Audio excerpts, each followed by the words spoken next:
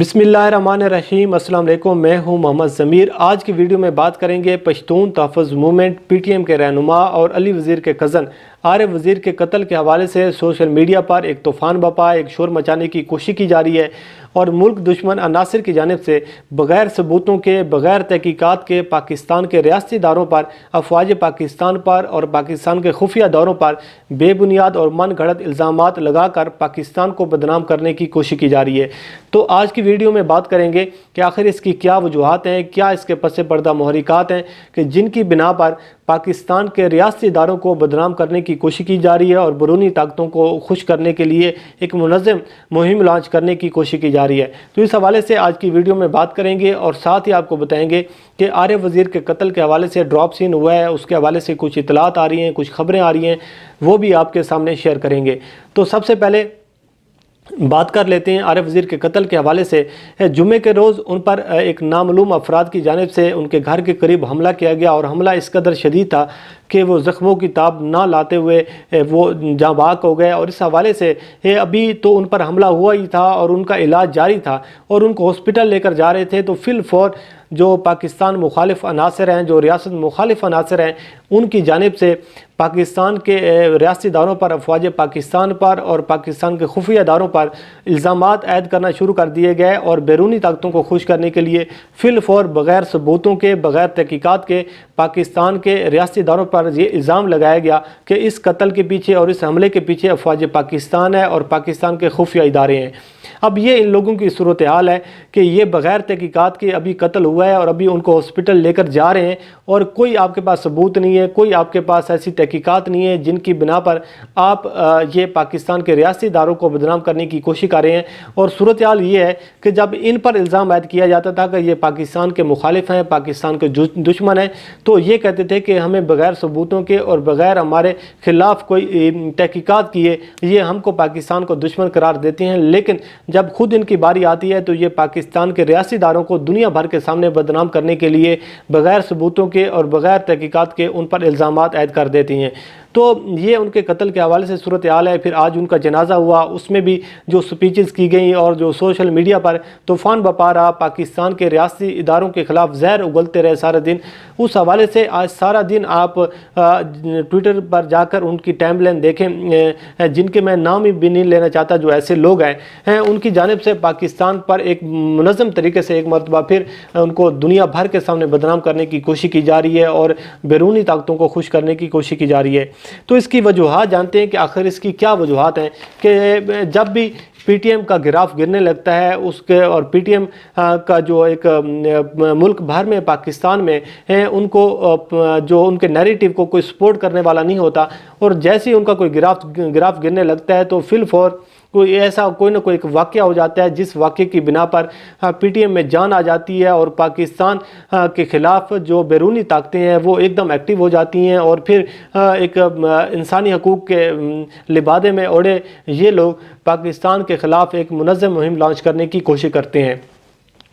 असल मसला ये है कि ये जो बैरूनी ताकतें हैं उनको पाकिस्तान से प्रॉब्लम है, अफवाज पाकिस्तान से प्रॉब्लम है और इसलिए इसके पीछे भारत और अफ़गानिस्तान की जो एजेंसियाँ हैं वो भरपूर इस तरीके से काम कर रही हैं। आपको पता है कि जब से पाकिस्तान FATF की ग्रे लिस्ट में गया है उस दिन से लेकर सबसे ज़्यादा जो प्रॉब्लम है वो भारत को है और भारत की जो परेशानी है उसके दिन ब दिन इजाफा हो रहा है जब से इमरान खान साहब की हुकूमत आई है और पाकिस्तान मुनज़्ज़म तरीके से दहशत गर्दी के ख़िलाफ़ इक़दाम उठा रहा है, मनी लॉन्ड्रिंग के ख़िलाफ़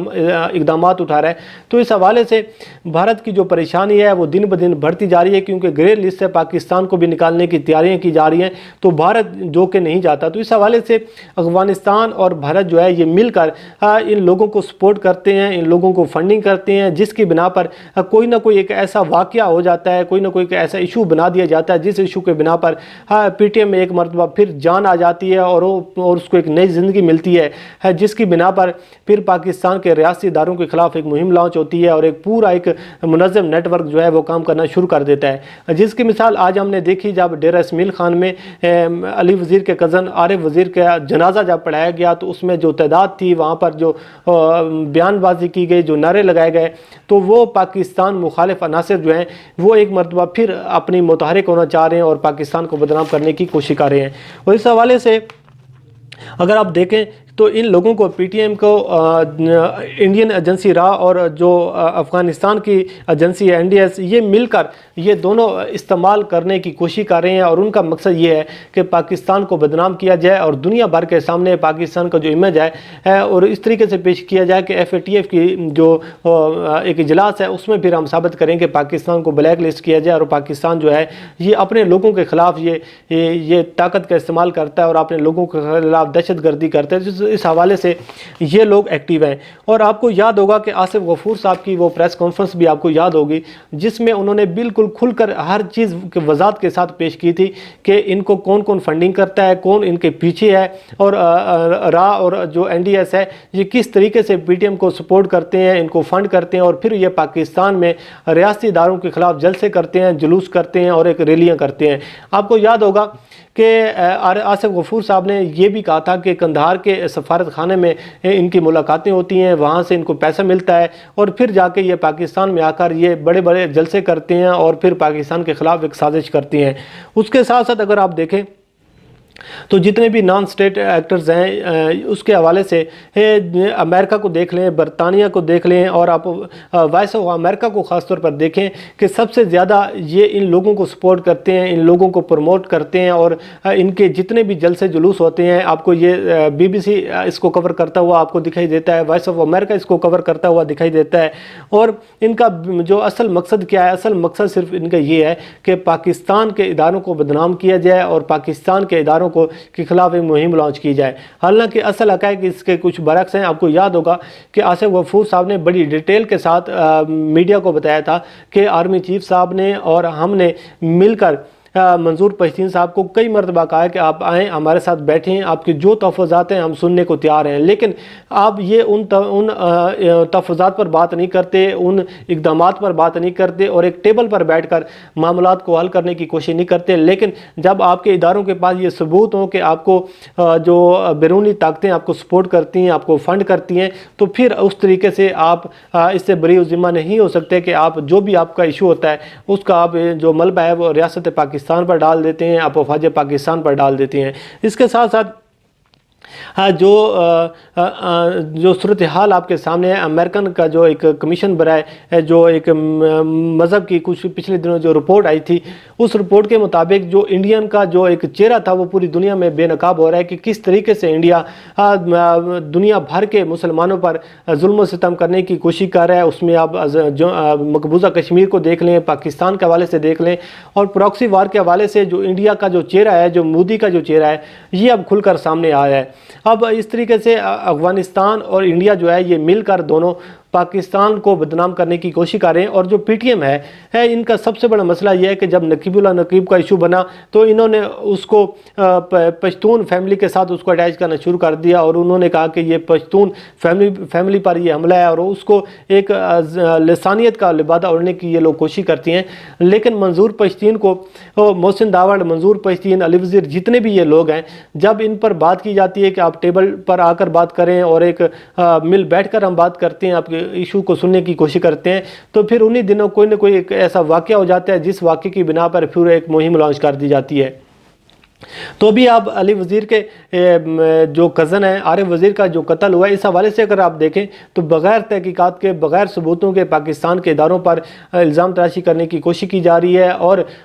بیرونی طاقتوں کو خوش کرنے کے لیے ایک مرتبہ پھر تیاری کی جا رہی ہے کہ جلسے جلوس کیے جائیں، ریلیاں کی جائیں، اور پاکستان مخالف جو ایک ایکٹیویٹی ہے اس کا آغاز کیا جائے۔ بہرحال آپ بغیر ثبوتوں کے، بغیر تحقیقات کے آپ اپنا غصہ اور بڑاس تو نکال سکتے ہیں، لیکن آپ الزامات کی حد تک جا سکتے ہیں، لیکن لوگوں کو گمراہ نہیں کر سکتے۔ یہ تو آپ کو اچھی طرح اندازہ ہے کہ اس کے پیچھے کون ہے۔ دنیا بھر کے لوگوں کو اس چیز کا اندازہ ہے کہ PTM کے پیچھے کون سی ایسی طاقتیں ہیں جو PTM کو نہیں چاہتی ہیں اور PTM کو استعمال کر کے پاکستان کو نقصان پہنچانا چاہتی ہیں۔ بہرحال اس حوالے سے تحقیقات ضرور ہونی چاہیے۔ اس کے جو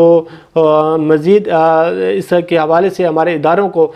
یہ اب فیصلہ کرنا چاہیے کہ کیا PTM کو اتنی مہلت مزید ملے گی، کیا یہ ملک دشمن عناصر جو ہیں ان کو اسی طریقے سے مزید مہلت ملتی رہے گی، یا پھر ان کے خلاف کوئی حتمی کارروائی ہوگی کہ دودھ کا دودھ اور پانی کا پانی ہونا چاہیے کہ ان لوگوں کے خلاف حتمی کارروائی ہونی چاہیے کہ کیا یا یہ پاکستان غدار ہیں، ملک غدار ہیں اور پاکستان مخالف ایجنڈے پر کام کر رہے ہیں، یا پھر ان کو وفاداری کا سرٹیفکیٹ دینا چاہیے، کسی نہ کسی ایشو پر آ کر حتمی فیصلہ ہونا چاہیے۔ تو اب بات کر لیتے ہیں جو عارف وزیر کے قتل کے حوالے سے جو ڈراپ سین ہوا ہے، وہ ڈراپ سین یہ ہوا ہے کہ کچھ خبریں یہ بھی آ رہی ہیں کہ ان پر جو نامعلوم افراد کی جانب سے حملہ کیا گیا ہے، یہ حملہ ان کا کوئی گھریلو جھگڑا ہو سکتا ہے، اس کے حوالے سے یہ حملہ کیا گیا، اور کچھ تو خبریں یہ بھی آ رہی ہیں کہ کسی لڑکی کے چکر میں ان کو مارا گیا ہے، جس کی وجہ سے یہ سب کچھ ان کے گھر کے قریب ان پر حملہ کیا گیا، اور اس کے پیچھے جو مسئلہ ہے وہ کسی خاندانی جھگڑا لگتا ہے، کوئی خاندانی ایشو ہے جس کی بنا پر ان کو قتل کیا گیا، اور ان کا جو ملبہ ہے وہ ملبہ افواج پاکستان پر ڈالنے کی کوشش کی جا رہی ہے۔ لیکن اب سوشل میڈیا پر اور ڈیجیٹل میڈیا پر بہت زیادہ بحث کی جا رہی ہے کہ علی وزیر کے کزن عارف وزیر کے قتل کے پیچھے جو اصل جھگڑا تھا، جو اصل ایشو تھا، وہ ایشو ہے ان کا کوئی خاندانی جھگڑا تھا جس کی بنا پر ان کو قتل کر دیا گیا۔ بہرحال اس کیس کی تحقیقات ضرور ہونی چاہیے، ضرور پتہ چلنا چاہیے کہ اس کے قتل کے پیچھے کون سے لوگ تھے، کون سے اصل کارندے ہیں جو پاکستان کو بدنام کرنے کی کوشش کرتے ہیں، اور پاکستان کی عوام کو بتانا چاہیے ان اداروں کو کہ کیا یہ وفادار ہیں یا پھر غدار ہیں، اس کا فیصلہ ہو جانا چاہیے۔ بہرحال ہم آپ کو اپڈیٹ جو ہوتی رہیں گی وہ آپ کو اس سے آگاہ کرتے رہیں گے۔ مجھے دیجیے اجازت، اپنی دعاؤں میں یاد رکھیے گا۔ اللہ حافظ۔